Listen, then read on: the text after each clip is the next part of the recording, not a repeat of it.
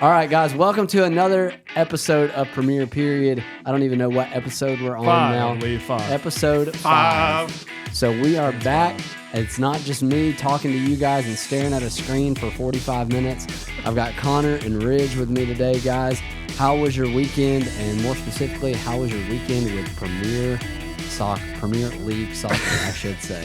EPL. Yeah. Just kidding. Chris got mad at us for it's not EPL, it's Premier League.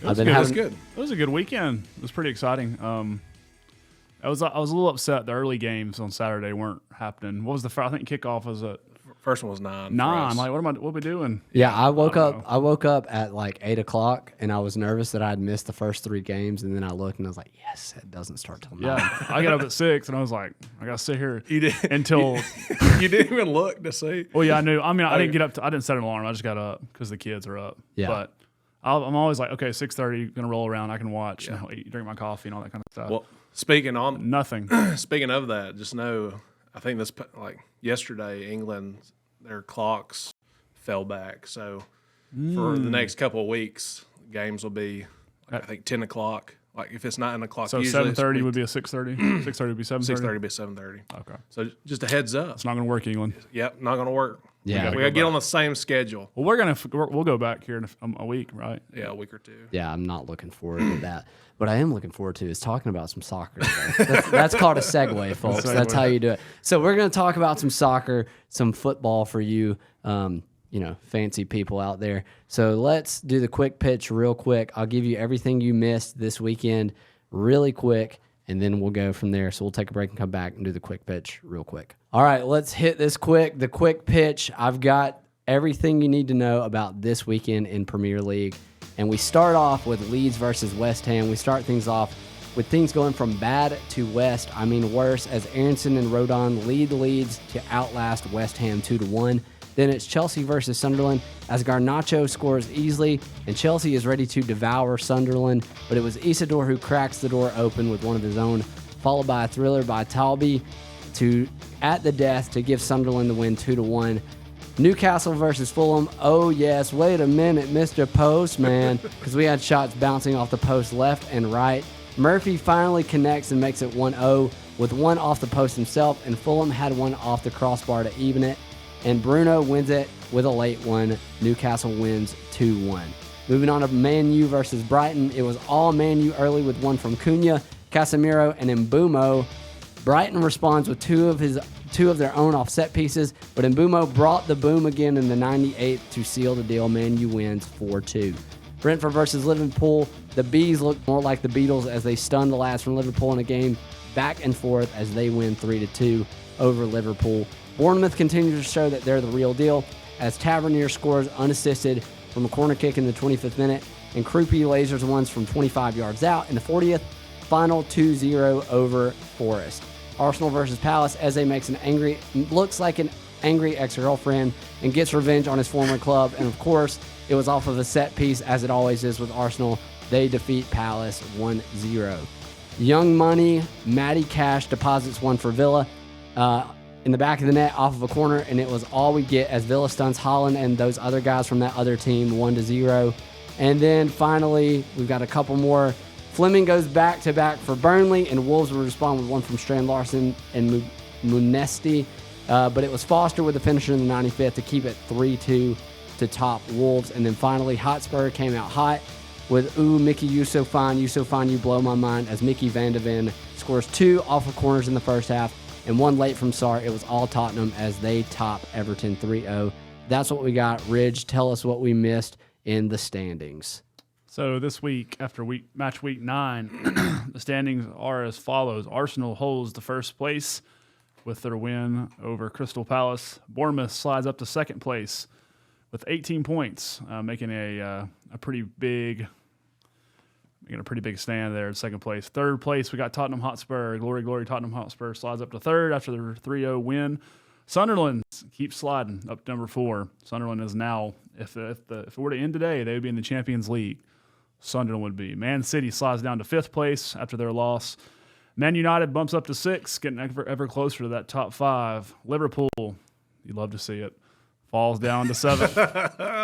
And they're just going to keep on sliding. They got Aston Villa next week. We'll talk more about that. Aston Villa slides up to 8. Chelsea slides down to 9. Man, that's crazy to think about Chelsea being 9th. That is weird. You know, as I don't know. You know, they've only won 2 of their last 5, but it seems like they were playing pretty well last 2 weeks. Crystal Palace. Sorry, Jake, falls down to 10. Brentford Bees fall up to 11th. Newcastle goes up to 12th. Yeah. With Brighton sliding down to 13. Greasy Grealish, as Chris would call him. Greasy Grealish and the Evertons. The Blues fly down to 14. Leeds United slides up to 15. Burnley up to 16. Fulham down to 17. And then the relegation zone, we have Nottingham Forest, West Ham, and Wolverhampton. That wraps up your table for match week 9. So that's insane to think about how the numbers swapped so much over one weekend, and it looks like a totally different table than what we saw previous weeks as I was doing my team by team breakdown. The thing that I noticed about the games, matches, whatever you want to call them this weekend, was an emphasis on set pieces. And we were talking about this a little bit earlier off camera, but I thought I'd bring it up before we get into the big stories today. I feel like there's such an emphasis on set pieces, and it's an underrated part of the game that is really becoming a storyline underneath what's going on right now, as you see teams like Arsenal who scored like 60% of their goals on set pieces. And then every game that I was looking at and watching the highlights for it was like set piece after set piece was a major part of the game. So that got me thinking as we were diving in today. I wanted to play a game real quick, so here it is. It's a real simple question. What do you think is the coolest way that you can score on a set piece? And Ridge, I'll let you start. So I was thinking of a set piece. So that's, for those of you who don't watch football or soccer a lot, that is there's either a foul called or there's a corner, which means the ball goes out on a certain team, you know, it goes out their own goal line. And so the other team gets a shot from the corner. Okay. We're all basically, it's like 10 on 10. It's just mayhem in the box. In the box. Mayhem, shoving, pushing, and you're basically trying to stay on sides, but then you're trying to get as close as you can to the keeper and, you know, get that ball coming in from the corner, which they call a cross, into the box. And it's so much mayhem and chaos. So it's so exciting. Anytime if you're watching football or soccer and a ball goes out and there's a corner kick, it is like a win. Like it's like there could be some action coming, because a lot of, like Jake said, a lot of these goals take place, you know, through these corners and other set pieces. But my favorite set piece to watch is a corner, not a corner, is it's just a flag, football, I'm thinking, a foul somewhere deep in the half. And so you've got a free kick where the ball is set by the referee, you know, and you get, is it 5 yards or till the nearest?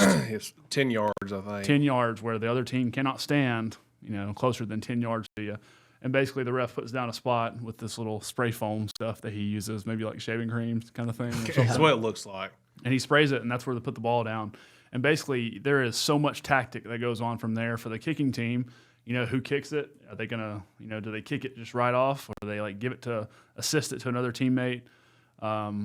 And like the other team, I loved how it's like kind of evolved to like the walls that they set up, where you have to kick it over the wall to the goalkeeper, which in doing so they block the goalkeeper's vision in a lot of that. And then you got the guy laying down underneath it for when the wall jumps. Yeah, that way they can't go under. Yeah, my son thought that was so funny that there was a guy laying down on the ground like this. And, you know, they'll get pelted in the back of the ball. But my favorite is like just, you know, I think of like Cristiano Ronaldo standing over a free kick, you know, in his stance that he stood in, and just running up and just smoking a ball, and it just like knuckles and then rises up into the top corner or something like that. That is the coolest, especially from like deep. Yeah. Any kind of depth, it is super cool, because everybody's just like, and it's just him, you know. Because it's almost the only way that it's like, in a sense, it's like 1v7 or something like that. Penalties. Right. Not PKs, but penalties. Yeah. But so that's super. Yeah, go ahead. No, you're good. I was just going to say, I think it's cool to watch, like you said, the amount of tactic within a play that involves literally no movement whatsoever. The ball is still, everybody is still, and yet there's so much tactical analysis and, you know, scheming that you have to do to make it work. So I think so many ways you can kick the ball. for it to move the way they can move that ball. Yeah. And they can curl it in. It started outside the goal, and then it works its way back in or all the way across. It's incredible. Yep. And kind of going off what you said, so a couple things. First off, I think a lot of people don't really think about also is another version of this also can be a throw-in as well. And that's what we're seeing a lot here lately. Seeing a lot more lately. Like big throwers. Big throwers. Like for Newcastle, Big Dan Byrne gets back there and he throws it like as far as he can into the box. And there was actually at least one goal that was scored by Sunderland this weekend that was scored that way. But one of you mentioned tactics. Like there's so much tactics. There's so many tactics that go into it. However you want to say that. Sorry, Right. I'm from Alabama, Red Tide. It's so tactical. Yeah, it's so tactical. So, like, from a free kick, something I saw recently, like a couple weeks ago, I don't remember which team it was, but somebody was bringing down the film of it, is from a free kick that was, like, pretty deep, close to, like, at the halfway line. A player on the far side would actually kind of push a defender deep, and what that did is it allowed there to be a defender farther back so that then players for the team that's getting the free kick can kind of be offsides at the start, and it allowed for a goal to take place. It's crazy watching them. Like if there's a kick coming in, it's very tactical. Like a deep free kick. Yeah, and how like when they run up to kick it, everybody runs backward. Like just they draw off sides. Like it's very very cool. It's one of those things where when you're just watching the game, you're like, okay, they just step up and take it. We're kicking a ball, but when you really dive into it, there's so many moving pieces to the puzzle that make it work. Yeah. And like there's so much mental work going on underneath the surface that you don't see. Yeah. And then counter tactics for the other team. Yeah. It's just there's so much, and you're guessing what they're doing, what they're going to do. Yeah. It's crazy. All right, what about you, Connor? What is your favorite? What's your favorite set piece?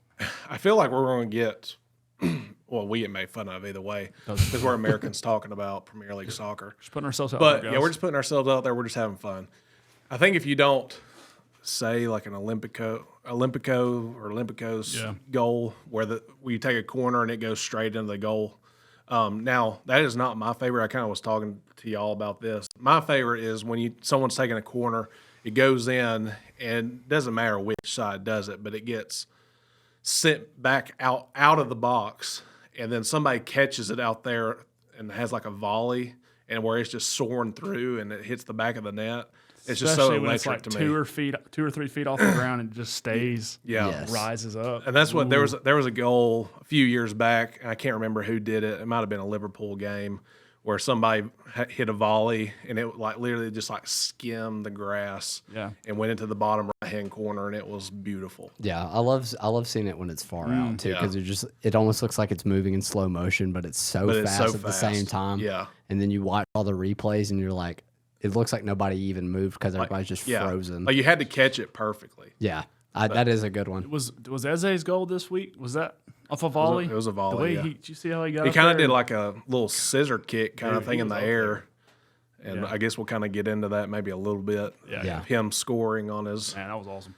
Old team. What was the word you used? Ex-girl. He looked like an angry ex-girlfriend. Yeah, I've got that coming up in a award later. My favorite is probably in a similar fashion. I do like the throw-ins, but a corner kick is always special to me. When I was in high school, one of my favorite parts of the set piece that people don't talk about is I called it the agitator. I don't know what the actual like term is, but the person who's just like, I called it like a gnat or something like that. My job in high school as a soccer player was to just aggravate the crap out of the other team, and specifically the goalkeeper. And so I would play the pest, and I would just, talk smack to him. I would, tap him on the shoulder and then slide through his legs. I would do all kinds of just stuff. I would fake getting hurt by the goalkeeper so that he would be like, I'm not doing anything. And then we would automatically kick the corner at that point. So I love that whole thing. It's not even the play itself. I love, the build up to what's going to happen. Yeah. And watching all the people just push each other around, try to draw a foul and that kind of stuff. But the coolest way for me to say that for somebody to score off of a set piece is definitely, something like a scissor kick or a bicycle kick off of a corner, because it's just like you're risking breaking your neck every single time.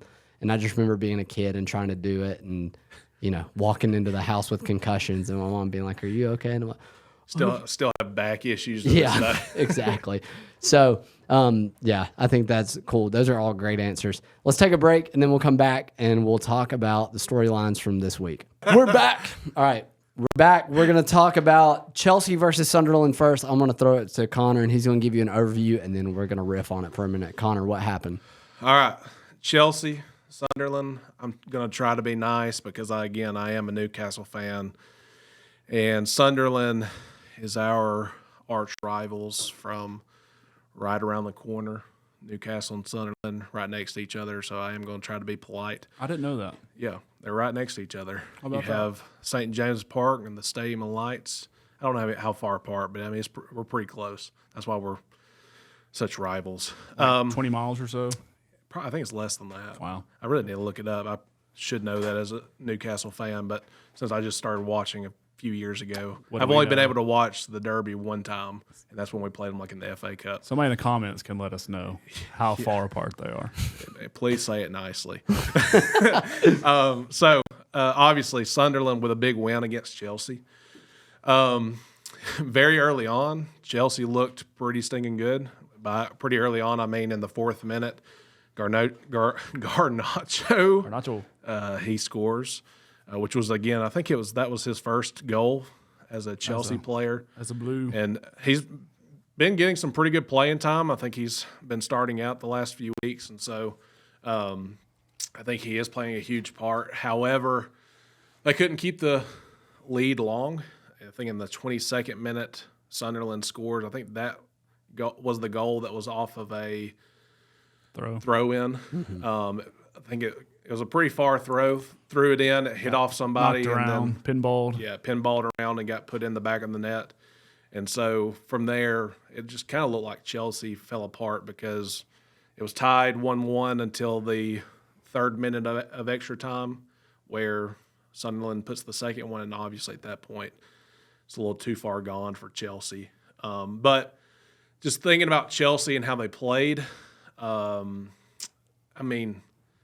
for them to really worry about in a sense, because Sunderland has been playing so well recently. Again, they have 17 points in the first 9 games, which it's not unheard of from a team that just is newly promoted, but it has only happened a few times in the last several years. I think it said 08, 09. This is the last time that this has happened. Since Hull City is what it was. Yeah, 17 years. Hull City.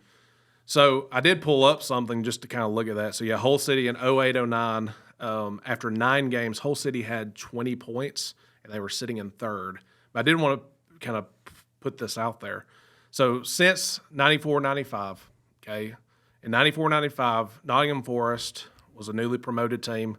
They, after 9 games, had 21 points. They sat in 2nd. Hull City, 20 points, sat in 3rd.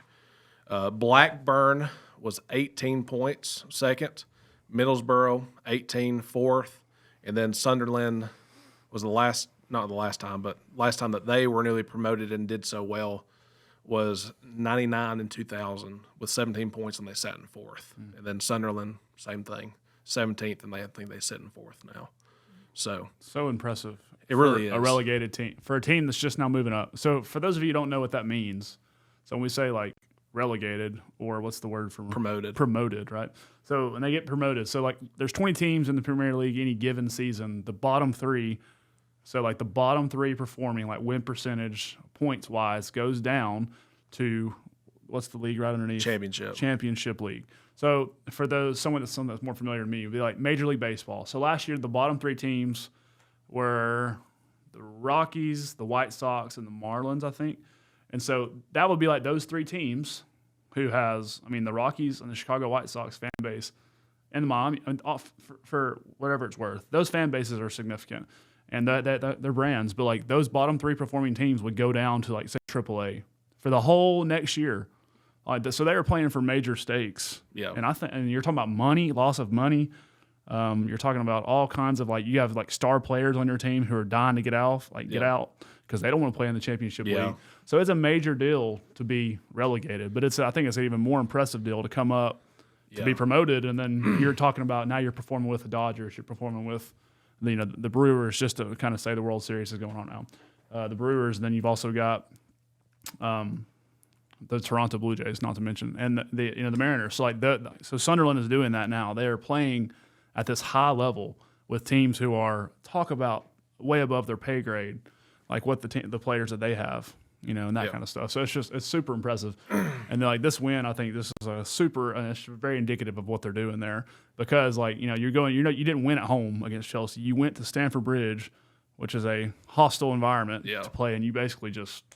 You took it. You kind of took it to them the whole second half. After they scored in the 4th minute, it was all. That's what I noticed from the game when I watched. From a statistical standpoint, there's some things that really stuck out to me. Number one is that if you don't score after the 4th minute, you score in the 4th minute, and then basically after that, you've got hardly anything happening offensively. That was a red flag to me when I was rewatching and watching.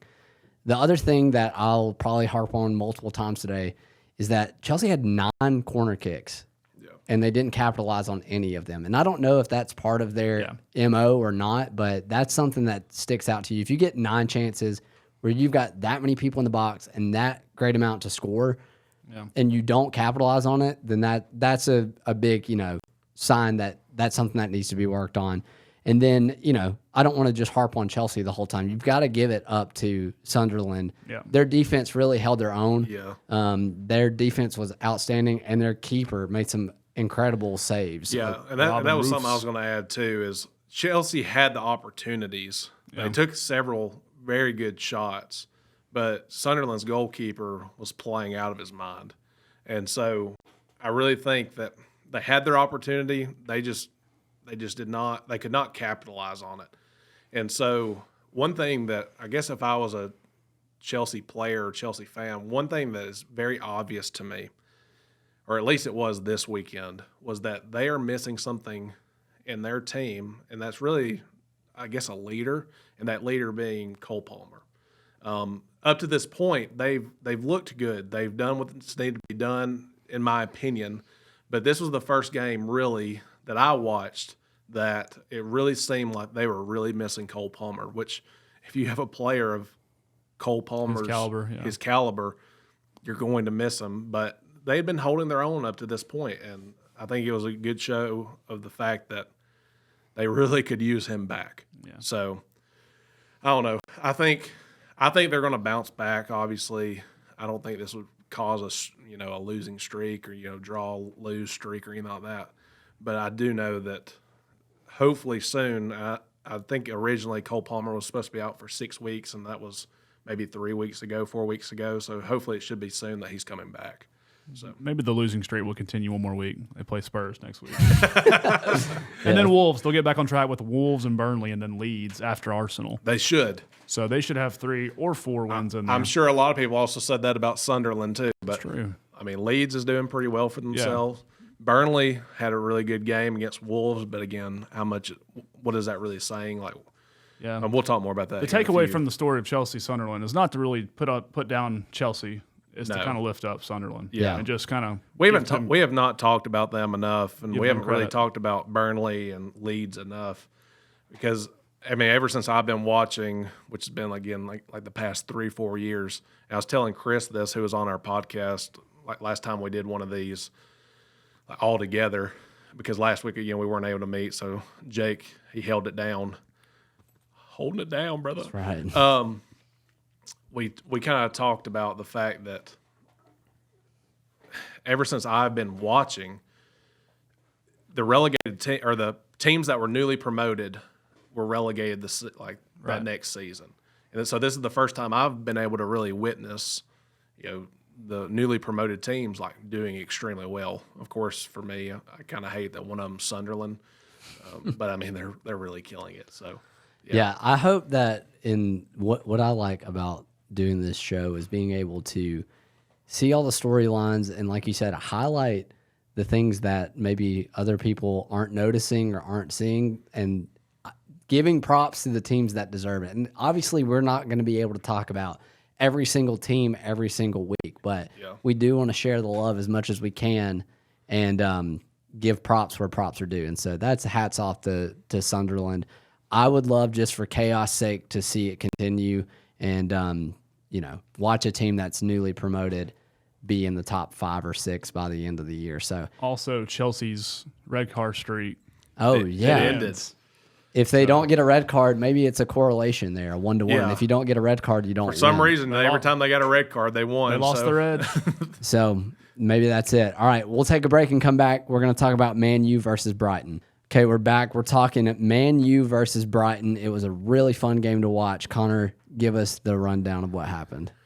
Well, I think in order to start talking about Man United, we all should give a very sincere apology for how we have kind of trash talked them I have the to last talk 3 weeks, 4 weeks. Definitely. I need to tuck my tail between my legs, and I was talking big game about. I think if you go back a couple episodes, I said that their manager would be fired by Halloween or something like that. That's what we all said, for sure. Yeah, 4 days, Jake. Before Thanksgiving. But again, the funny thing was, I was texting Chris, or Chris texted me about it, is he thought that, there's really a chance that he'll stay for a while, even though they're doing bad. Like, they want to figure something out, and he as of right now, he's correct. And so, I guess they can't just keep. They can't just keep going on to different people. Because the problems will continue to. Well, you kind of see that with Forrest right now, right? Yeah. And so you can't just. And again, and Auburn football. But I think it was a really good win for them. Again, a really big confidence booster. But they're on a 3-win streak in the league. So I do think that we should apologize for it. Now, whether it's his strategies finally coming out, and finally working, I don't know. I think he was listening to the pod, is what it was. That's he heard us. He heard us talking smack, and he was like, "Guys, for sure. these Americans are talking about us. They don't know nothing about football, and they're talking trash. So you guys better get it together. We got to pick it up." So I don't know if it's as much that finally the strategy has started to work as it is like specifically this week. And I kind of had this in my mind, but I never really. I don't think I have said it on the podcast. I knew with how much money they spent over the summer that if there were 2 players that ever got like their mojo back or like going, it would be on, and that is Cunha and Mabumo. Okay, and the last 2 games, Mabumo has 3 goals in 2 games. 2 of them he got this week. Cunha got his first goal for Man United against. I just went blank on who we're talking about. Brighton. I shouldn't have forgot about that, considering Brighton destroyed us last week, and so that also is worrying me a little bit. But here's the thing. Before I guess we all kind of add in, there's one player that I don't think is going to get enough recognition from that game, and that's actually Luke Shaw on the defensive side of things. This is something that I picked up on, and I also was reading a little bit about it that some other people picked up on. So I don't know if this is obviously it's a part of the strategy. I don't know. But Luke Shaw, what he was doing is as Brighton was kind of pushing forward, Shaw was kind of coming up into the midfield and helping out the midfield. And it was very influential in the game. I think 2 out of the 4 goals they scored was kind of based off of that and him helping in the midfield. So I think Luke Shaw really gets or should get, a little recognition with the way that he played against Brighton. That's the thing about this game, that the more you watch, the more you're going to understand, or maybe not understand, but you're going to learn to appreciate, is that it's not always a 1-to-1 ratio of this person scored, so this person is the best. Yeah. There's so many behind the scenes movements, unsung heroes. Yep. Exactly. That are making things happen in order for that amazing play that you see on the highlight reel to become a reality. And so I think that's a great point of him being a playmaker without actually, maybe not statistically getting the flashy, he had an assist or he had a goal. He's distributing the ball, moving from one position on the field to the other to create, sometimes it's about creating space on the field more than anything else. And, becoming a decoy so that when there's a new player up in the midfield area, you've now got to worry about one person that's on the attack. And so that messes up your whole defensive strategy. So, like I said, there's just so much that goes on within this game that can be admired. So as far as the game goes, what did you guys notice? Did you see anything that's good or bad for one team or the other that you want to talk about? Man U's getting their swagger back, I feel like, a little bit. Ruben's cooking now. I sent this to our group chat, the memes of Ruben over there in the dugout doing whatever he was doing that time when they were playing whoever it was. Grimsby. Yeah. Don't you forget, because that's what Grimsby. Anyway, he's sitting over there like kind of drawing up something while his team's like in the rain getting poured on and trying to win this game in the FA. He's definitely not been as shy. I've seen. We can't. Anyway, so we were, and I sent him a picture of Ruben over there cooking hot dog. He was cooking, like he's got some good stuff going on. I think and Brighton, Jake last week put Brighton in the sneaky, or was it hot and cold? I think they were in sneaky as well. I can look real quick. Because they are. They've got like Minta. They've got Danny Welbeck's playing better now. They've got some good pieces offensively, and that's a pretty good win. So they were in hot and cold, and I moved them to. I would say that they've probably moved down to sneaky. They were, but Manchester United was in my sneaky category because I think that they are an agent of chaos. If nothing else, that's what I told people. I'll just do a shameless plug here. If you don't know anything of what we're talking about, go back and listen to last week's podcast where I did a tier list and I gave you all 5 minutes or so on every single team to help you understand what's going on. And I think what's great about Man United is that they are a fun team to watch because of this evolving storyline of how it started off with, their manager's going to get fired. And now, like you said, they're cooking. I think they have figured something out, a system that works for them. I don't know what's going on behind the scenes in the clubhouse and how they're communicating with one another, but they seem to all be on the same page now. And it'll be interesting to see how things shake out over these next couple of weeks. They turned off the haters. They turned off the Premier Period podcast. Exactly. And that's what. So they have 3 wins in a row right now in the league. Next week, I think they play Forest, which should be a get back to form game. They should win that one. Yeah, as of right now, they should win that. I don't know who they play in 2 weeks, but I got it right here's the big thing. Have y'all seen the guy from Man they're United? going down. It's Tottenham. Is that who they're playing? Is Tottenham? Yeah. Have y'all seen the guy that is not cutting his hair? I was going to talk about that until 5 straight. 5 straight wins for Man United. February of 2024 was the last time they had won 5 straight, and so he's not cutting his hair. How long is his hair now? Oh, it's long. You're going to have to look. It's like a huge afro. Yeah. You're going to have to look at this. It's a great story. And the Athletic. They're at 3 right now. I think they take 4. Let's see what happens with Tottenham, because I really want to see if he gets his hair cut or if he has to wait for a possible 5-game win streak. Man, so we were on a long time. We're on red card watch now, and we were on red card watch for Chelsea. We're on haircut watch for Man U. So congrats to Man U for giving us something positive to talk about. All right, let's move on to the next one.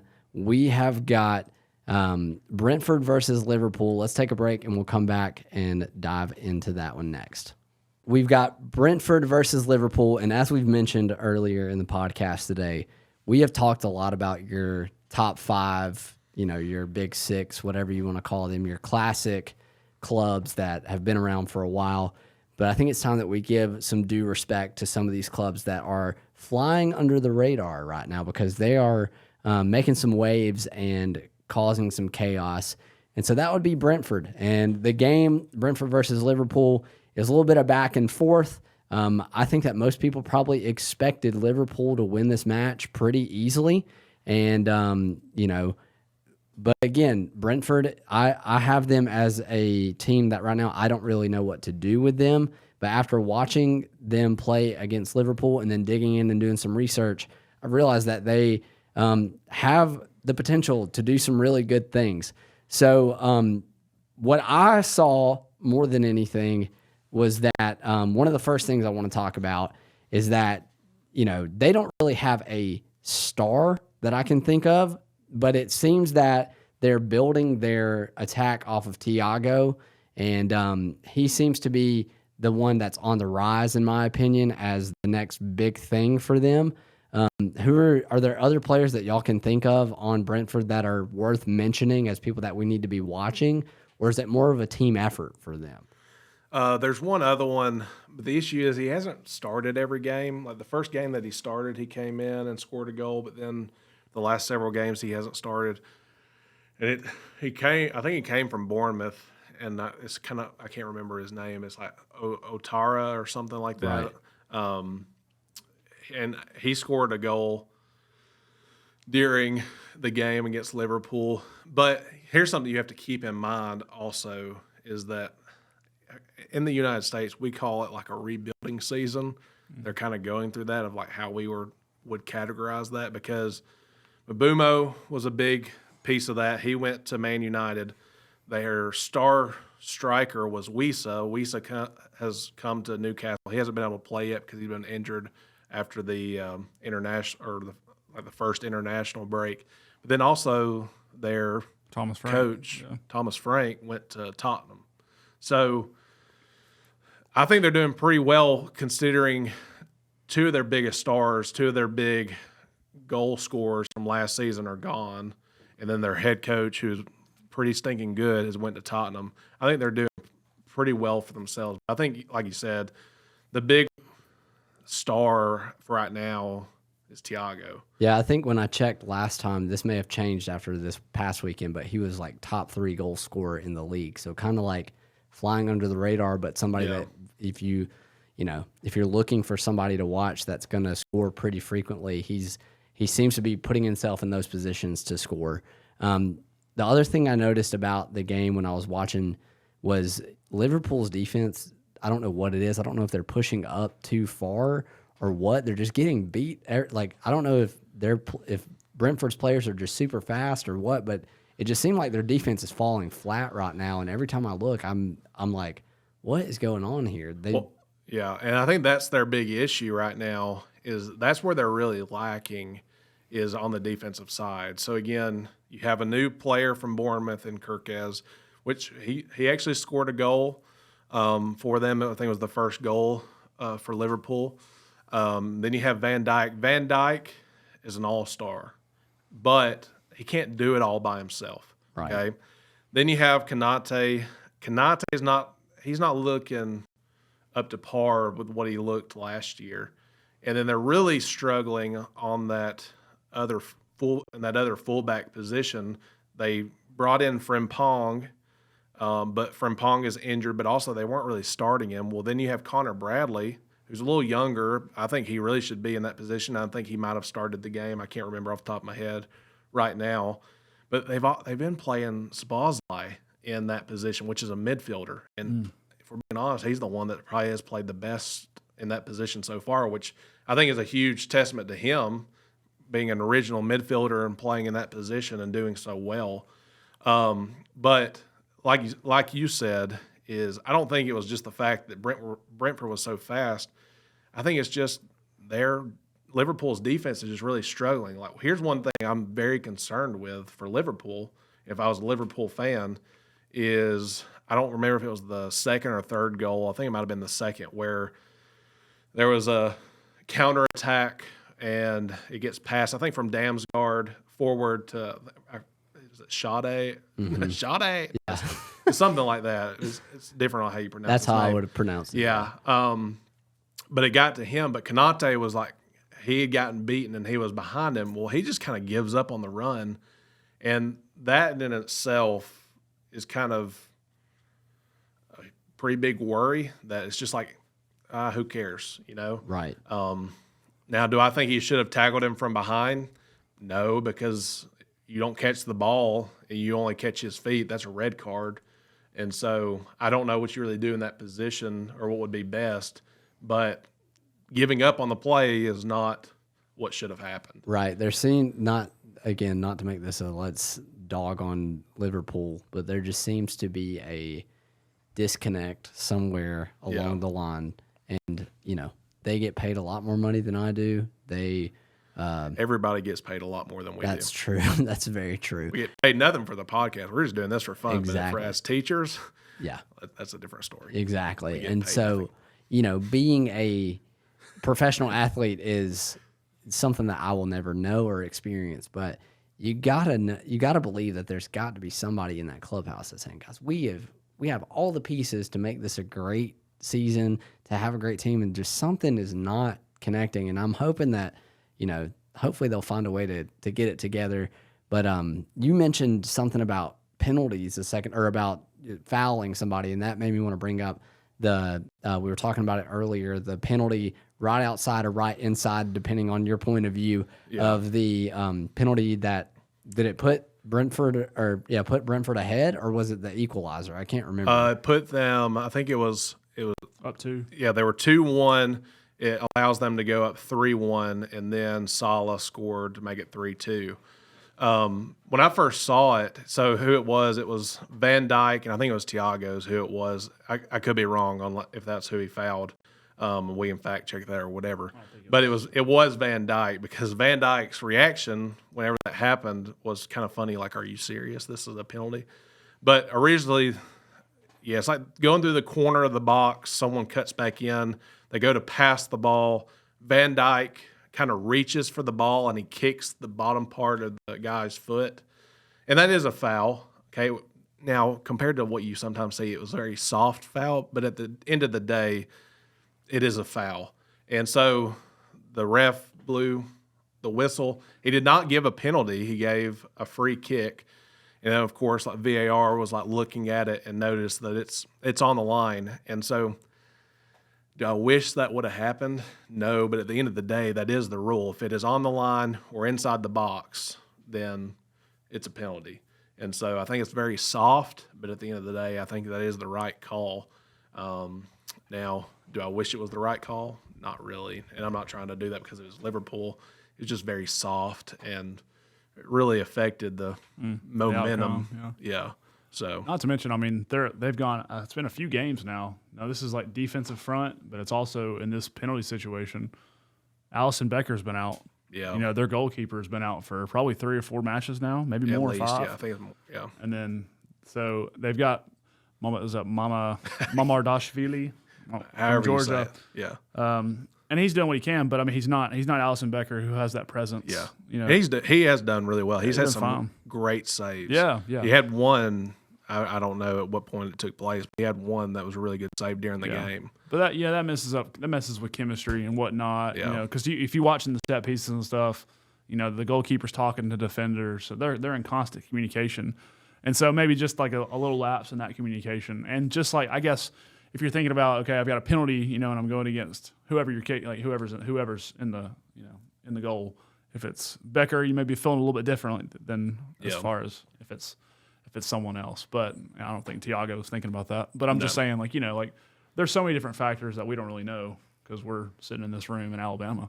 But there's so many things that are going on as far as chemistry and stuff that could be missing, or that kind of stuff. And I don't know. I mean, I think Arne Slot's fine, right?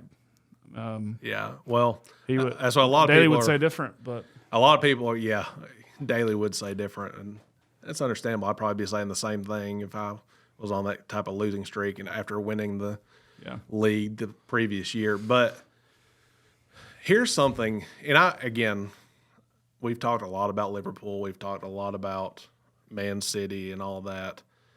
I'm not trying to just, hop on Liverpool, but here's something that I've been very curious about that I'd love to hear from a Liverpool fan other than Daly, like one in England, is how do you explain the amount of extra time that is given each game? Have y'all noticed that? Yes. As I was watching it, it was like, it said it's plus always 7 extra minutes, and then we're in the 100th minute, and I'm like, there wasn't a foul that dictated that amount of extra time. So there's two things in that. So number one, it always seems that there's at least 7 to 9 minutes. Okay, more than 6, 7. Okay, 7 to 9. All right. Sorry, I had to throw it in there. And I mean, I watched that game, and I didn't see something that would make it be that long. Now, here's the thing, and we've never had this conversation. Usually when you add in subs and all that, like if you realistically give extra time based on like how long it actually takes, usually it should actually average out to that. Okay. And they actually did that, I think, in the last World Cup. Like they wanted to give very like realistic, like here's how long it took extra time. And some of it turned into like 10, 11 minutes, which is a long time.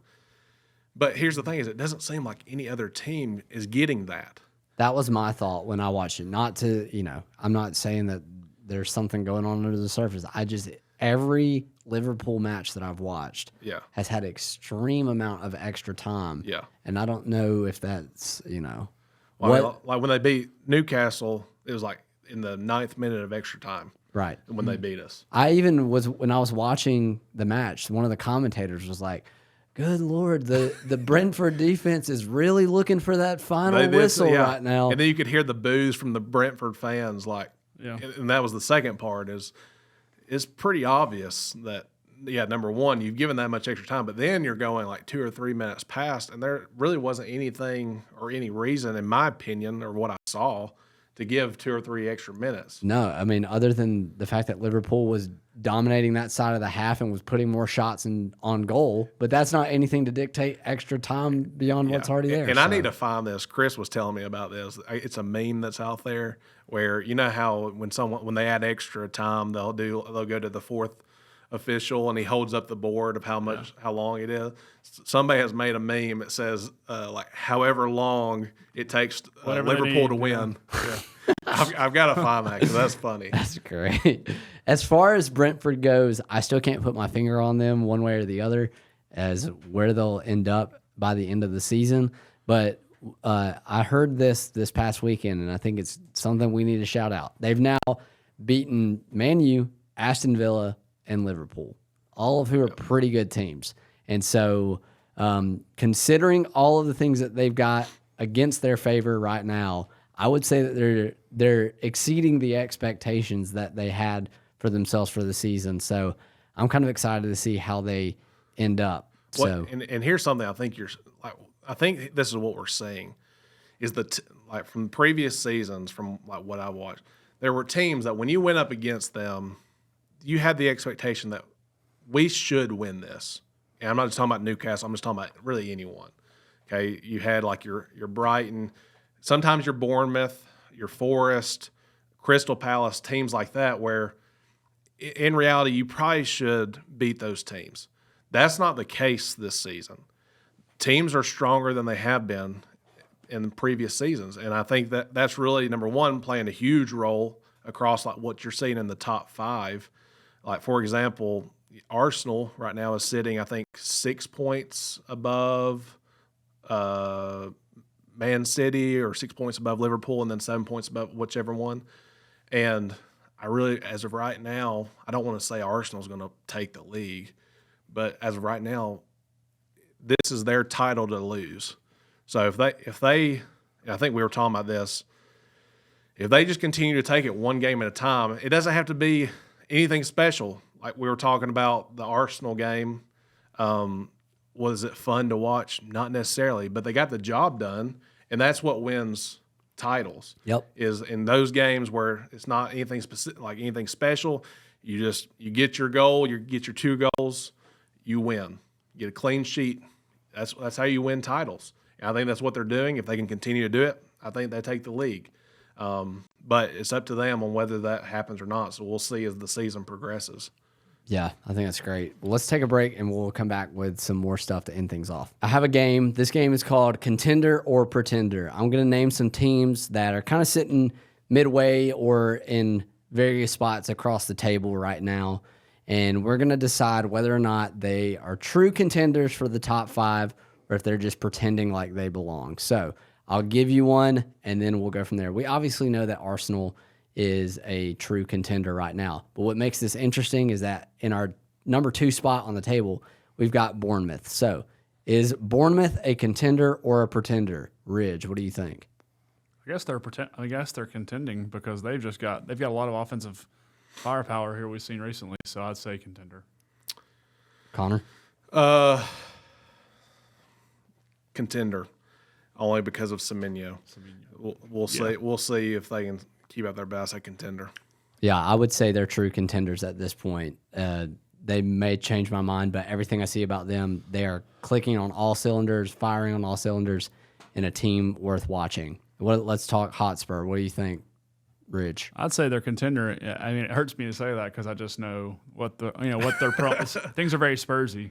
Spursy. They could fall very quickly, but I think their defense, they're playing so well. They're clean sheets. They're adding up. I think they're building confidence. Frank's got them in a good spot. Contender. Connor? Contender. I think they got a great defense right now. They've scored 17 and they've only let 7 goals in, so they're plus 10 goal difference, so I say contender. Okay, I'm going to go contrarian here. I'm saying pretender only because I know that only 5 can go in the top as true contenders. So they look good right now. They're, like I said, their defense is doing really well, but I'm going off history of what I know and what you guys have told me, and the minute that we say things are going to go well, they actually go for the work. Not a lot of offensive firepower, I will say. So we could, we're a bad defense away from being severe pretenders. Yeah. Let's talk Sunderland. What do you think? Sunderland, are they here to stay or are they pretending right now? I'm going to say pretender. I'm going to say they're off to a great start, but I just don't know if they've got what it takes to keep going. Connor? Pretending. Yeah, I'm with you. I don't think that they've got what it takes to last. Now, we might look back on this in 3 months and all look like we're... I hope so. Good for them. Yeah, that would be amazing. Good story. Man City, I would call them true contenders. What do you say? Definitely contenders. So much firepower. Connor? I'm going to say something that's going to stir the pot. I'm going to say pretending because they only got 1 goal scorer right now. If he gets injured, I don't know what they're going to do. That is true. It is very obvious that they've built their entire team around this one person, and that's dangerous territory. Guess who did not score a goal this week? That was Holland, and guess who lost, and no one else scored a goal. Yep. So it's a good thought. It could just be a hot start more than anything. So, Man U. Pretender, man. I'm just gonna see a full strong out. I've got to see some more evidence. Yeah. Yeah. Pretending. Yeah. Got to have some more evidence. We'll see what happens. I mean, they're sitting pretty good right now. I mean, they're sitting better than Newcastle, which a lot of teams are. But, yeah, pretending. Yeah, I'm with you. There's not enough evidence for me to buy in. I like the chaos, but I can't truly say that they're contending for top 5 at this point. Liverpool. I say they're still contenders. They're just a little bit. I think they're a few adjustments off from being right. And, we keep saying like they're getting informed. Daly keeps texting us, blowing us up. They're getting informed, with their international stuff. But I don't know. I mean, I still think they're contenders. I think, yeah, definitely contenders. But, yeah, if they won the league last season and then they don't make it top 5 this season, especially, I guess top 4 to get Champions League. Yeah. Or we're probably going to see a new coach. Yeah. I'm going to say that they have what I like to call a championship hangover, and that even though they've spent all this money, I do not see them for some reason, whatever reason, I don't see them ending up in the top 5. I'm calling them a pretender as of right now. All right, let's go Aston Villa. Do you know enough about them? I would say contenders because they've won 4 of their last 5, and they're starting. They went goalless. Seemed like forever. Yeah. But I think they're starting to get some stuff going. Set pieces are going to play into a major factor for them. I'd call them a contender today. Connor? No, I'd say pretender. I'm with you. I don't think they will make it top 5 this season. I think they're on a hot streak, and I think that, they're a sneaky team, but I don't know that they'll end up there. Let's talk Chelsea. What about Chelsea? Contender. I'd say contender. Yep. I would too. Only because once Cole Palmer gets back, I think they'll really start lighting it up some. So I'd say contender. Yeah, and I think if you're playing this well, what I said on the podcast about the dynamic of the team and their vibes is that they know their identity. They seem to have a clear vision of what they want to accomplish, and that's a powerful thing. We're going to call that contenders across the board. All right, and then finally, or we've got a few more. We got Crystal Palace. What do you guys think? I'd say Pretender, I guess, Jake. I'm with you. I don't think that they, as much as I want to see them in the top 5, I think that they started off hot at the beginning of the season. But everything I've seen, even when they win, they're barely winning, and it's going to be it will be. I'll be very happy if they end up in the top 5, but I don't think that they are true contenders at this point. Connor, same with you? Yeah, same. Yeah. You would have asked me 3 weeks ago. I would have said yes, but no, not now. All right, Brentford. Pretender. Same. Yeah. And then Newcastle. Pretender, I guess, for now.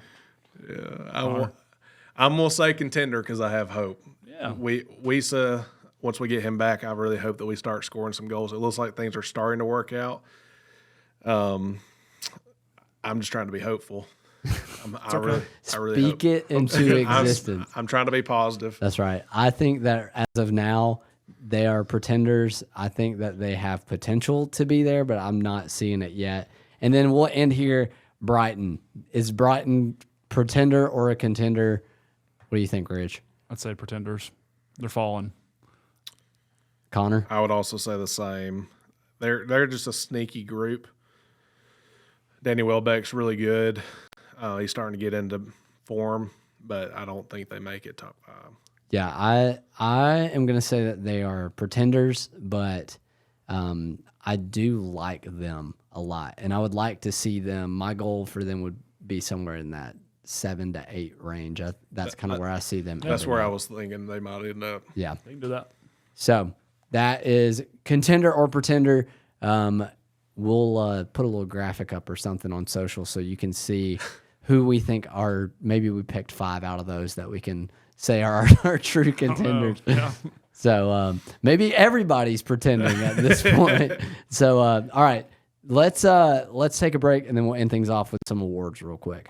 Finishing things off, we've got a couple of awards. I'll kick it to Connor first. Connor, tell us your award. My award is the Way Too Early Save of the Year award. I think that came from Martin Dubravka for Burnley, which we didn't really get to mention that game a lot, but it was a pretty exciting game considering it's Burnley and Wolves. Wolves haven't won a game yet. The game started off, I think it was 2-0. 2-0. It was. Burnley was winning, and then Wolves brought it back with a penalty, and then they scored a goal. And then I think it was like in the 3rd or 4th minute of extra time, Burnley scores. And about a minute after that, Wolves went down the field. And I don't know who took the shot, but somebody took an amazing shot. And it almost got past Dubravka, but he just barely catches it, and it kind of was like behind him. And I thought that was a really good save. And I think it'll be on the list for potential saves of the year. Does it look special? Not necessarily, but like that, the ball was coming in with some heat, and I think it took a lot to stop it. And also, he is a former Newcastle player, so I have a lot of love for him.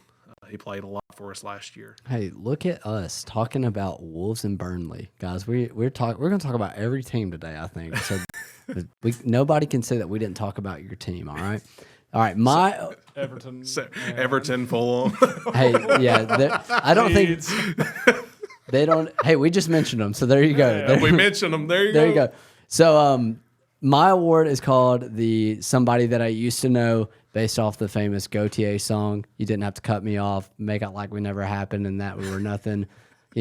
Now you're just somebody that I used to know, and of course that's about Eze going from Crystal Palace to Arsenal, and like I said, like a ex-girlfriend seeking his revenge on Crystal Palace and scoring the only goal of the game to give Arsenal the win. The takeaway, as we didn't talk about that match that much, but the takeaway, like I think Connor mentioned earlier, is that Arsenal is finding a way to get wins any way that they can.